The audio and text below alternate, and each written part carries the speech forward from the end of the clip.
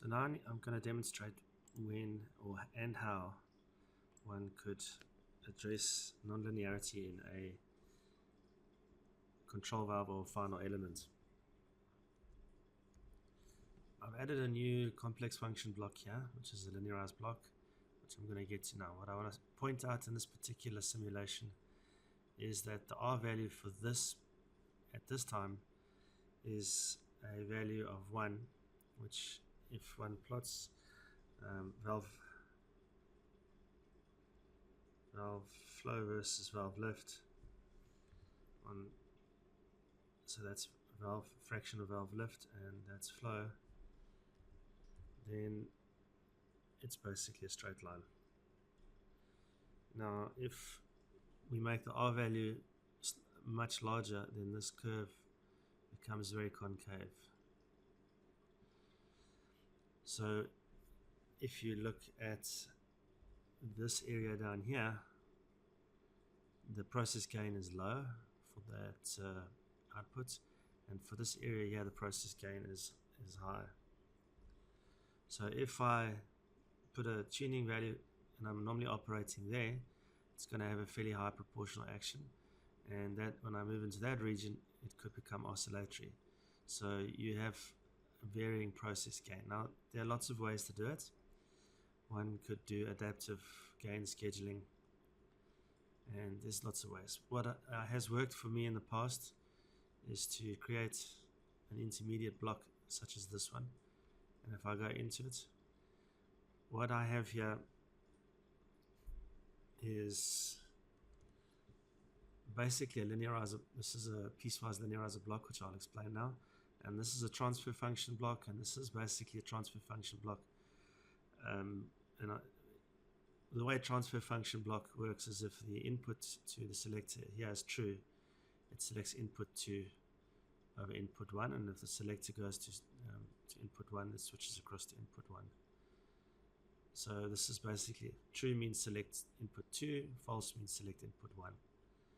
This block does exactly the same thing, except there are some subtleties in this particular control system where the transfer function block doesn't propagate statuses of this back calculation in, but that I'm not going to get into too much detail now. So this is the output. So that's the output from the valve. That's the feedback from the analog output channel. That is the required output to the valve, and that's the required output back to the PID block for the BK-cal back calculation in. Inside this linearizer block, what this is basically doing is it's a piecewise linearizer block where you provide an X, you provide an X mapping and a Y mapping, and it maps in one to out one in this with this piecewise linearizer block. If you enable swap 2, which is what I've done here, it takes the into and passes it through the inverse of the same mapping table. So it's a very nice block, and it addresses a few subtleties in the initialization. So inside here, if I open up the in array, the curve X is basically, the default values are at 5% intervals all the way to 100%. And what I've done on this particular, the default value is normally mapped as linear. I've purposefully changed where we are operating, this value would be have been 80, I made it 86, just to show you that if I'd gone in 80, I would go out at 76 to the valve, and the valve should feedback 76, and then would get mapped back to 80, so that the value going back to the master loop would be 80. So that's basically what I want to show you, so I can actually demonstrate that if I go back and I disable this bypass, and we go back into this loop. So now you'll see the output it's going to change a little bit now because the PID loop wants to get back to set point. So the output's going to be 79 is going through to the valve. The feedback from the valve channel is 79%, and it gets converted to 82. So you see these two are tracking each other. The 82. So what's relevant to this is when I take this block. So if we look at the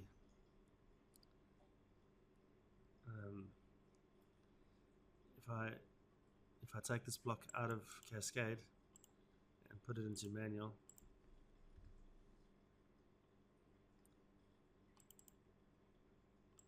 so I'm doing some work on the, or I'll put it into auto for that matter.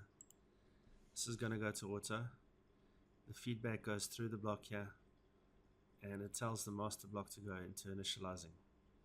Now if I change the set point of this to, let's take it down to 76. So the back calculation value out will go to 76, and 76 maps back to 80%, and that's the reason why if we go, that's the nice part of this mapping function. So it resolves the inversion of the problem. So when I put this loop back into Cascade,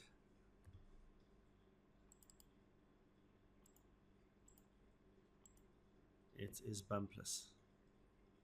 You can see it doesn't bump, and because the PV was slightly below the set point, now it's going to open up the valve. So this block here will handle the linearization, and I'm going to go now and explain what happens.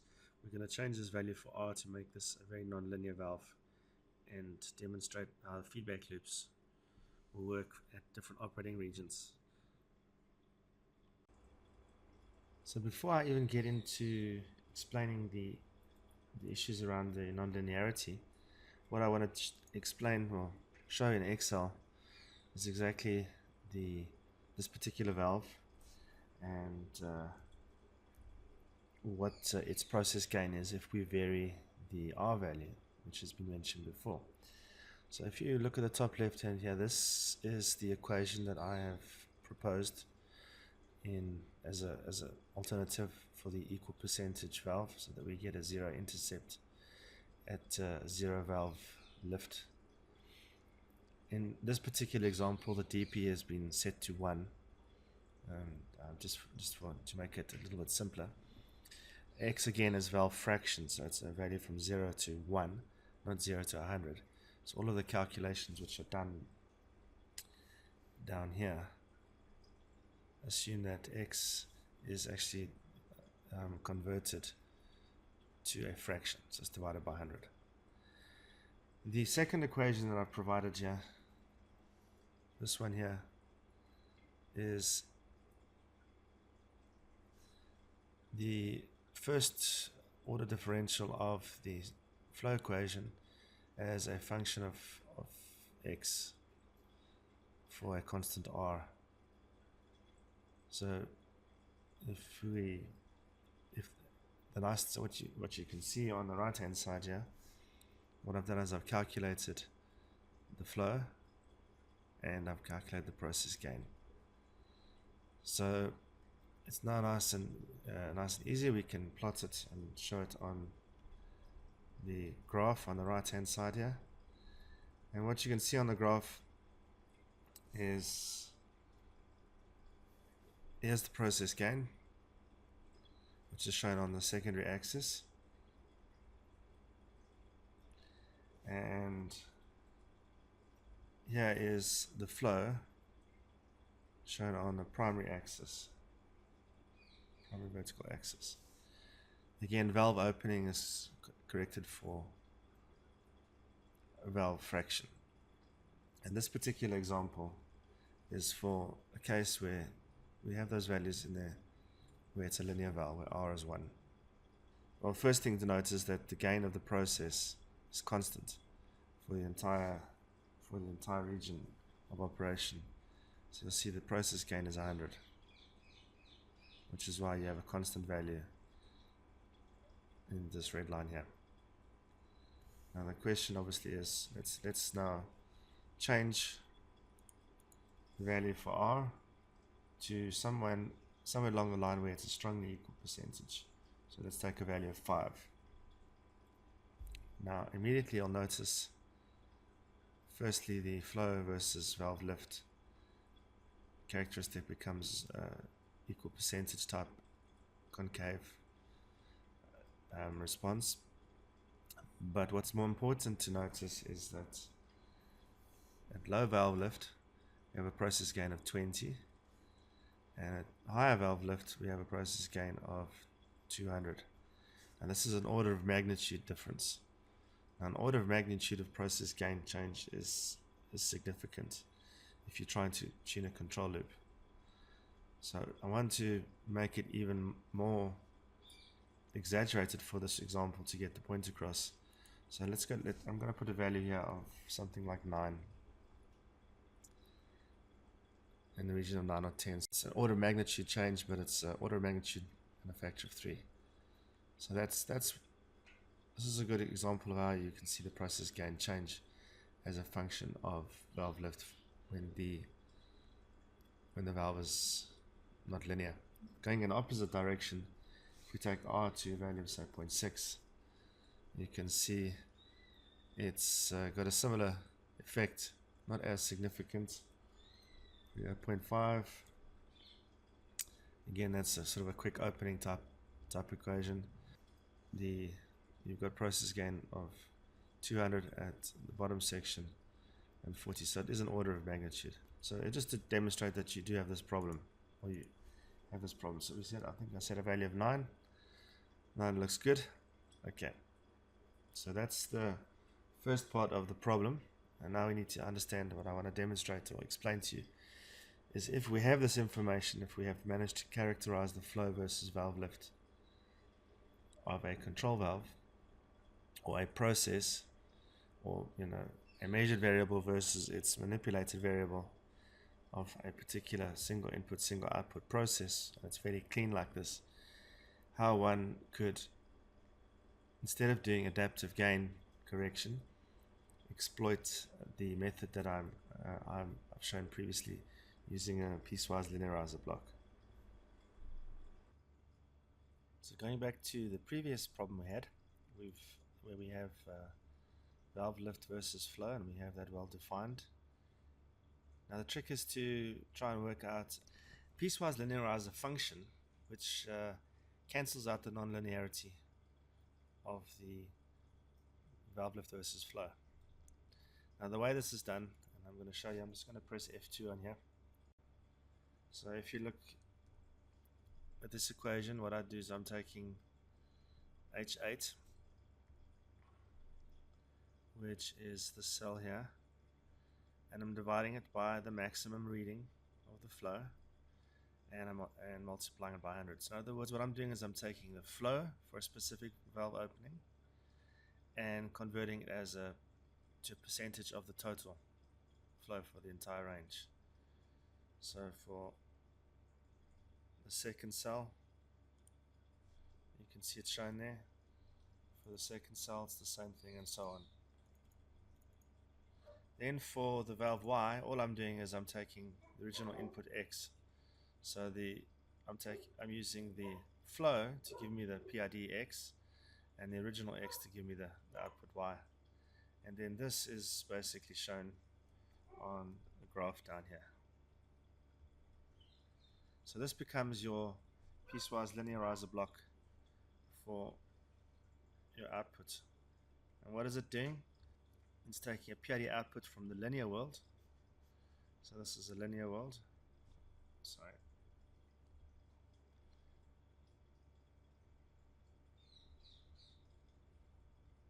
So that's your linear output. And this is to your non-linear valve.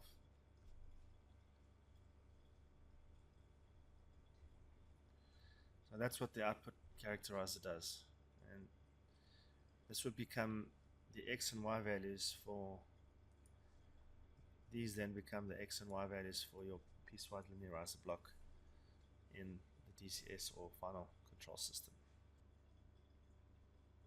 So what I've done here is I have basically modeled, left it as a linear valve and done some step changes in the set point. I made it a fairly reliable transmitter. So you can see the set point changes here, starting from 500 going to 1 and in steps of 1,000, all the way up, all the way up. And what you can see, the PV, which is in green,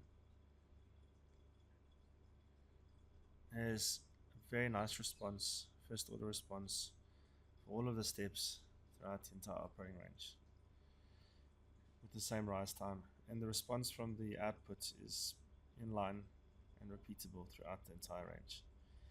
So that's for a fairly reliable transmitter, set point changes of 100 at a time, and no correction. There's no correction needed because it's a linear transfer function. Now we go into this module here, and you can see that I actually made it a 30-to-1 turn down, which is very, very high and fairly low noise. Now what I'm going to do is I'm going to change the R value from the 1, which is a linear valve, to a 9, which is what we want to model.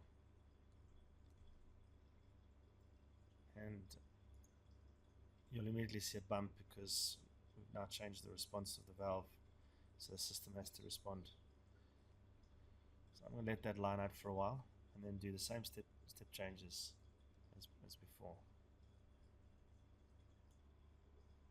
Now this is the same plot, or for the same step testing, or steps and set points.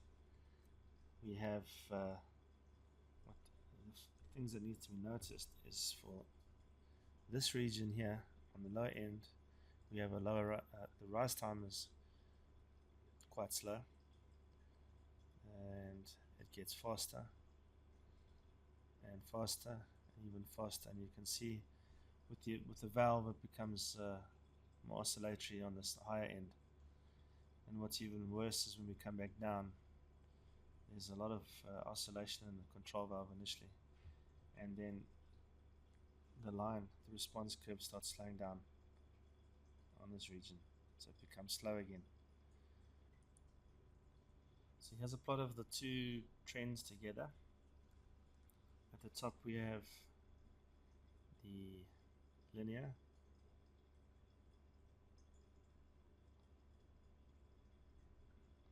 response, and this is the non-linear.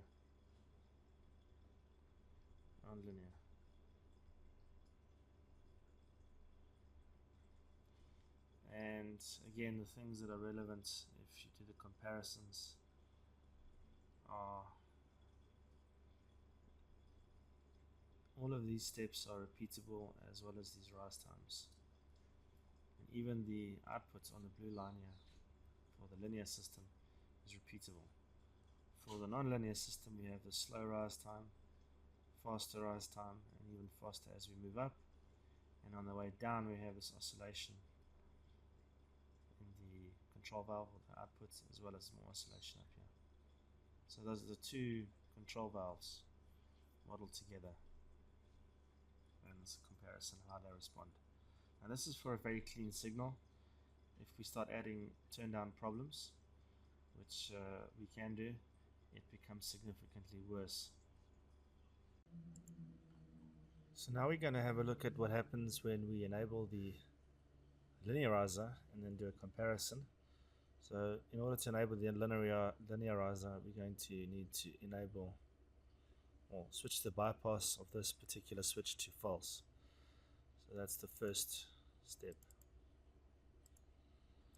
It's going to bump the process because we have the linearizer in the background, and so it's going to, in essence, what you should start seeing on the PID block, which is normally also a giveaway initially, is that the output and the input are pretty much at the similar scaling. Just to give you a demonstration, I'll disable that bypass again, and you can see exactly. So telltale sign there's a problem if you see this. So there's the output.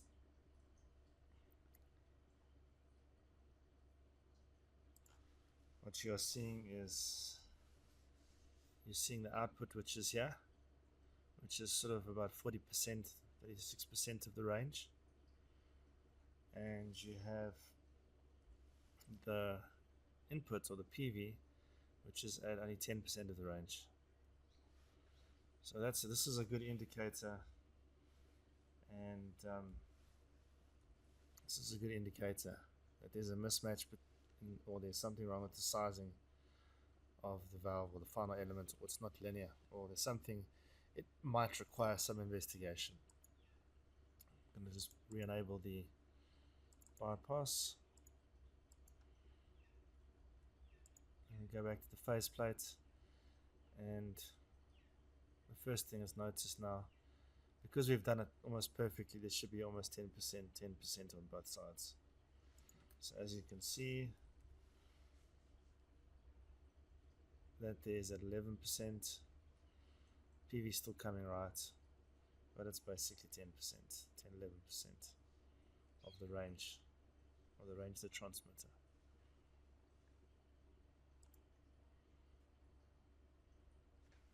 And that's because we've made it almost perfect. Now there could be model mismatch, but the point is the outputs in the PV are pretty much in the same range. Now we're going to go through various steps of stepping it from 500 at steps of 1000 as it did previously with this bypass enabled.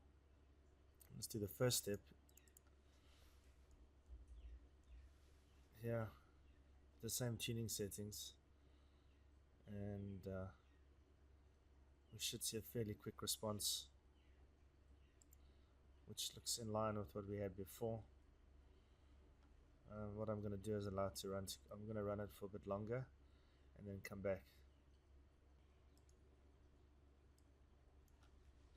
So here is the same control loop, but we've enabled the linearizer in the background. And just to highlight a couple of things, the first things that are obvious, which are, well, maybe not that obvious, is that the blue line and the green line are basically scaled almost the same if you look carefully, because we've done the scaling and it's linear, and they're almost on the same scale on the left hand side here. We see the blue line and the green line, well, the output and the PV track each other, which is what you would see on the faceplate, where the output and the PV are on the same scale. Another thing you'll see is the rise time generally is the same. This kink here could be due to a few factors, but I'm not going to get into that for now. But generally the rise time is about the same. We don't have that oscillation, and it comes down as we saw in the original linear valve. So this response is a lot more repeatable. It's reliable throughout the entire range, and it solves the problem of the non-linear valve with one block. I'm going to demonstrate maybe at some point, well, maybe I'll add it in here, is how you can do exactly the same thing in a different DCS. It's the same concept, it doesn't matter where it's used. That's how you resolve the non-linearizer. Now this hasn't addressed noisy PVs or errors in measurements at turn down, and that's a topic again that I need to get to explain a workaround for that.